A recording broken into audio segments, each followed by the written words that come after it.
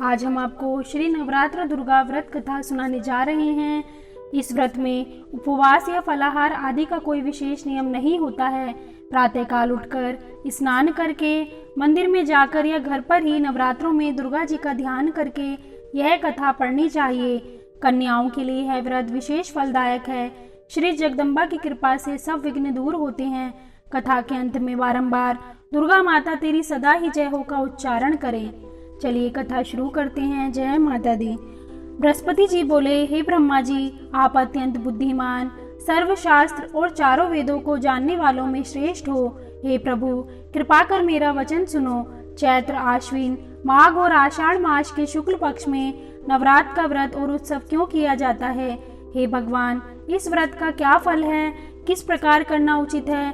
और पहले इस व्रत को किसने किया है, सो विस्तार से कहो। बृहस्पति जी का ऐसा प्रश्न सुनकर ब्रह्मा जी कहने लगे कि हे बृहस्पति, प्राणियों का हित करने की इच्छा से तुमने बहुत ही अच्छा प्रश्न किया है। जो मनुष्य मनोरथ पूर्ण करने वाली दुर्गा, महादेवी, सूर्य और नारायण का ध्यान करते हैं, वे मनुष्य धन्य हैं। यह नवरात्र व्रत संपूर्ण कामनाओं को पूर्ण करने वाला है। इसके करने से पुत्र चाहने वाले को पुत्र, धन चाहने वाले को धन, विद्या चाहने वाले को विद्या और सुख चाहने वाले को सुख मिल सकता है। इस व्रत को करने से रोगी मनुष्य का रोग दूर हो जाता है और कारागार में पड़ा हुआ मनुष्य बंधन से छूट जाता है। मनुष्य की तमाम आपत्तियां दूर हो जाती हैं और उसके घर में संपूर्ण संपत्तियां आकर उपस्थित हो जाती हैं। बंध्या और काक बंध्या के इस व्रत के करने से पुत्र हो जाता है। समस्त पापों को दूर करने वाले इस व्रत के करने से ऐसा कौन सा मनोरथ है जो सिद्ध नहीं हो सकता? जो मनुष्य इस अलभ्य मनुष्य देह को पाकर भी नवरात्र का व्रत नहीं करता है, वह माता पिता की सेवा से विमुख होकर पाप का भागी होता है और वह अनेक दुखों को भोगता है। उसके शरीर में अनेकों व्याधियां उत्पन्न हो जाती हैं और वह संतान का सुख भी नहीं पाता है। इस प्रकार वह मूर्ख अनेक दुख भोगता है। इस व्रत को ना करने वाला मूर्ख मनुष्य धन और धान्य से रहित हो, भूख और प्यास के मारे पृथ्वी पर घूमता है और गूंगा हो जाता है। जो सुहागिन स्त्री भूल से इस व्रत को नहीं करती, वह पति से विहीन होकर नाना प्रकार के दुखों को भोगती है। यदि व्रत करने वाला मनुष्य सारे दिन उपवास ना कर सके तो एक समय भोजन करे और उस दिन बांधवों सहित नवरात्र व्रत की कथा श्रवण करे। हे बृहस्पति, जिसने पहले इस महाव्रत को किया है, उसका पवित्र इतिहास मैं तुम्हें सुनाता हूँ। तुम सावधान होकर सुनो। इस प्रकार ब्रह्मा जी के वचन सुनकर बृहस्पति जी बोले, हे ब्रह्मा जी, मनुष्यों का कल्याण करने वाले इस व्रत के इतिहास को मेरे लिए कहो। मैं सावधान होकर सुन रहा हूँ। आपकी शरण आए हुए मुझ पर कृपा करो। ब्रह्मा जी बोले, पीठित नाम के मनोहर नगर में एक अनाथ नाम का ब्राह्मण रहता था। वह भगवती दुर्गा का भक्त था। उसके संपूर्ण सद्गुणों से युक्त मानो ब्रह्मा की सबसे पहली रचना हो, ऐसी यथार्थ नाम वाली सुमति नाम की एक अत्यंत सुंदर कन्या पैदा हुई। वह कन्या सुमति अपने घर के बालकपन में अपनी सहेलियों के साथ क्रीड़ा करती हुई ऐसे बढ़ने लगी जैसे शुक्ल पक्ष में चंद्रमा की कला बढ़ती है। उसका पिता प्रतिदिन दुर्गा जी की पूजा होम किया करता था। उस समय वह भी नियम से वहां उपस्थित होती थी। एक दिन वह सुमति अपनी सखियों के साथ खेलने लग गई और भगवती के पूजन में उपस्थित नहीं हुई। उसके पिता को पुत्री की ऐसी सावधानी देखकर क्रोध आया और पुत्री से कहने लगा, हे पुत्री, आज प्रभात में तुमने भगवती का पूजन नहीं किया। इस कारण मैं किसी कुष्ठी और दरिद्री मनुष्य के साथ तेरा विवाह करूंगा। इस प्रकार कुपित पिता के वचन सुनकर सुमति को बड़ा दुख हुआ और अपने पिता से कहने लगी, हे पिताश्री, मैं आपकी कन्या हूँ। मैं सब तरह से आपके अधीन हूँ। जैसी आपकी इच्छा हो वैसा ही करो। रोगी, कुष्ठी अथवा किसी और के साथ जैसी तुम्हारी इच्छा हो मेरा विवाह कर सकते हो।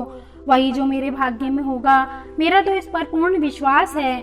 मनुष्य ना जाने कितने मनोरथों का चिंतन करता है, पर होता वही है जो भाग्य में विधाता ने लिखा है। जो जैसा कर्म करता है उसको फल भी उस कर्म के अनुसार ही मिलता है, क्योंकि कर्म करना मनुष्य के अधीन है पर फल देव के अधीन है। जैसे अग्नि में पड़े हुए तृण आदि उसको अधिक प्रदीप्त कर देते हैं, उसी तरह अपनी कन्या के ऐसे निर्भयता से कहे हुए वचन सुनकर उस ब्राह्मण को और अधिक क्रोध आया। तब उसने अपनी कन्या का विवाह एक कुष्ठी से कर दिया और अत्यंत क्रुद्ध होकर पुत्री से कहने लगा कि जाओ जाओ जल्दी जाओ, अपने कर्म का फल भोगो, देखे केवल भाग्य भरोसे रहकर क्या करती है। इस प्रकार से कहे हुए पिता के कटु वचनों को सुनकर सुमति अपने मन में विचार करने लगी कि यहो मेरा बड़ा दुर्भाग्य है जिससे मुझे ऐसा पति मिला। इस तरह अपने दुख का विचार करती हुई वह सुमति अपने पति के साथ वन को चली गई और भयावने कुशायुक्त उस स्थान पर उन्होंने वह रात बड़े कष्ट से व्यतीत की। उस गरीब बालिका की ऐसी दशा देखकर भगवती पूर्व पुण्य के प्रभाव से प्रकट होकर सुमति से कहने लगी, हे दीन ब्राह्मणी, मैं तुम पर प्रसन्न हूँ, तुम जो चाहे वरदान मांग सकती हो, मैं प्रसन्न होने पर मनवांछित फल देने वाली हूँ। इस प्रकार भगवती दुर्गा का वचन सुनकर ब्राह्मणी कहने लगी कि आप कौन हैं जो मुझ पर प्रसन्न हुई हो, यह सब मेरे लिए कहो और अपनी कृपा दृष्टि से मुझ दीन दासी को कृतार्थ करो। ऐसा ब्राह्मणी का वचन सुनकर देवी कहने लगी, मैं ही आदि शक्ति हूँ, मैं ही ब्रह्मा विद्या सरस्वती हूँ। मैं प्रसन्न होने पर प्राणियों का दुख दूर कर उनको सुख प्रदान करती हूँ। हे ब्राह्मणी, मैं तुझ पर तेरे पूर्व जन्म के प्रभाव से प्रसन्न हूँ। मैं तुम्हारे पूर्व जन्म का वृतांत सुनाती हूँ, सुनो। तू पूर्व जन्म में निषाद की स्त्री थी और अति पतिव्रता थी। एक दिन तेरे पति निषाद ने चोरी की। चोरी करने के कारण तुम दोनों को सिपाहियों ने पकड़ लिया और ले जाकर जेल खाने में कैद कर दिया। उन लोगों ने तेरे को और तेरे पति को भोजन भी नहीं दिया। इस प्रकार नवरात्र के दिनों में तुमने ना तो कुछ खाया और ना ही जल पिया। इस प्रकार 9 दिन तक नवरात्र का व्रत हो गया। हे ब्राह्मणी, उन 9 दिनों में जो व्रत हुआ उस व्रत के प्रभाव से प्रसन्न होकर तुम्हें मनवांछित वर दे रही हूँ। तुम्हारी जो इच्छा हो सो मांगो। इस प्रकार दुर्गा जी के कहे हुए वचन सुनकर ब्राह्मणी बोली कि अगर आप मुझ पर प्रसन्न हैं तो हे दुर्गे माँ, मैं आपको प्रणाम करती हूँ। कृपा करके मेरे पति की कोढ़ को दूर करो। देवी कहने लगी कि उन दिनों में जो तुमने व्रत किया था उस व्रत के 1 दिन का पुण्य अपने पति का कोढ़ दूर करने के लिए अर्पण करो। मेरे प्रभाव से तेरा पति कोढ़ से रहित और सोने के समान शरीर वाला हो जाएगा। ब्रह्मा जी बोले। इस प्रकार देवी का वचन सुनकर वह ब्राह्मणी बहुत प्रसन्न हुई और पति को निरोग करने की इच्छा से ठीक है ऐसे बोली। तब तक उसके पति का शरीर भगवती दुर्गा की कृपा से कुष्ठहीन होकर अति कांतियुक्त हो गया, जिसकी कांति के सामने चंद्रमा की कांति भी क्षीण हो जाती है। वह ब्राह्मणी पति की मनोहर देह को देखकर देवी को अति पराक्रमी वाली समझकर स्तुति करने लगी। हे दुर्गे, आप दुर्गत को दूर करने वाली, तीनों जगत का संताप हरने वाली, समस्त दुखों को दूर करने वाली, रोगी मनुष्य को निरोग करने वाली, प्रसन्न होने पर मनवांछित वस्तु को देने वाली और दुष्ट मनुष्य का नाश करने वाली हो। तुम ही सारे जगत की माता और पिता हो। हे अम्बे, मुझ अपराध रहित अबला को मेरे पिता ने कुष्ठ रोगी के साथ विवाह कर मुझे घर से निकाल दिया। उसकी निकाली हुई पृथ्वी पर घूमने लगी। आपने ही मेरा इस आपत्ति रूपी समुद्र से उद्धार किया है। हे देवी, मैं आपको प्रणाम करती हूँ, मुझ दीन की रक्षा करो। ब्रह्मा जी बोले कि हे बृहस्पति, इसी प्रकार उस सुमति ने मन से देवी की बहुत स्तुति की। उसकी की हुई स्तुति सुनकर देवी को बहुत संतोष हुआ और ब्राह्मणी से कहने लगी कि हे ब्राह्मणी, तेरे उदाल्य नाम का अति बुद्धिमान, धनवान, कीर्तिमान और जितेंद्रिय पुत्र शीघ्र ही होगा। ऐसा कहकर वह देवी उस ब्राह्मणी से कहने लगी कि हे ब्राह्मणी, और जो कुछ तेरी इच्छा हो वही मनवांछित वस्तु मांग सकती है। ऐसा भगवती दुर्गा का वचन सुनकर सुमति बोले कि हे भगवती दुर्गे, अगर आप मेरे पर प्रसन्न हैं तो कृपा कर मुझे नवरात्रि विधि बताइए। हे दयावती, जिस विधि से नवरात्र व्रत करने से आप प्रसन्न होती हैं उस विधि और उसके फल को मेरे लिए विस्तार से वर्णन करें। इस प्रकार ब्राह्मणी के वचन सुनकर दुर्गा माँ कहने लगी कि हे ब्राह्मणी, मैं तुम्हारे लिए संपूर्ण पापों को दूर करने वाली नवरात्र व्रत विधि को बतलाती हूँ, जिसको सुनने से तमाम पापों से छूटकर मोक्ष की प्राप्ति हो जाती है। आश्विन मास के शुक्ल पक्ष की प्रतिपदा से लेकर 9 दिन तक विधि पूर्वक व्रत करें। यदि दिन भर का व्रत ना कर सकें तो एक समय का भोजन करें। पढ़े लिखे ब्राह्मणों से पूछकर घट स्थापना करें और वाटिका बनाकर उसको प्रतिदिन जल से सींचें। महाकाली, महालक्ष्मी और महासरस्वती इनकी मूर्तियां बनाकर उनकी नित्य विधि सहित पूजा करें और पुष्पों से विधि पूर्वक अर्घ्य दें। बिजोरा के फूल से अर्घ्य देने से रूप की प्राप्ति होती है। जायफल से कीर्ति, दाख से कार्य की सिद्धि होती है, आंवले से सुख और केले से भूषण की प्राप्ति होती है। इस प्रकार फलों से अर्घ्य देकर यथाविधि हवन करें। खांड, घी, गेहूं, शहद, जौ, तिल, बिंब, नारियल, दाख और कदम, इनसे हवन करें। गेहूं से होम करने से लक्ष्मी की प्राप्ति होती है। खीर व चंपा के पुष्पों से धन और पत्तों से तेज और सुख की प्राप्ति होती है। आंवले से कीर्ति और केले से पुत्र की प्राप्ति होती है। कमल से राज सम्मान और दाखों से सुख संपत्ति की प्राप्ति होती है।